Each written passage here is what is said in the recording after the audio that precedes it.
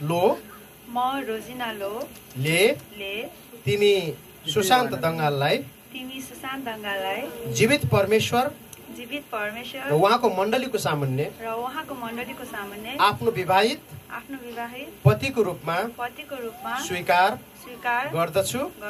र तिमीसित वैवाहिक करारमा गाँसिन्छु र तपाईँलाई भन्नुहोस् है तपाईँलाई आजदेखि उपरान्त दुःखमा होस् या सुखमा बिरामीमा होस् या आरोग्यतामा व्यस्ततामा होस् या फुर्सदमा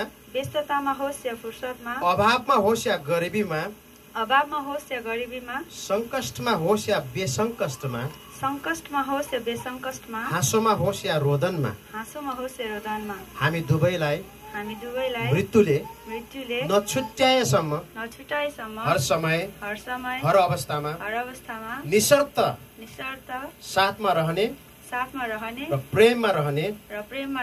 बाचा पिता पुत्र र पवित्र आत्माको नाउँमा आज यो समय यो समुदाय र यो परिवेशमा गर्दछु यो दिनमा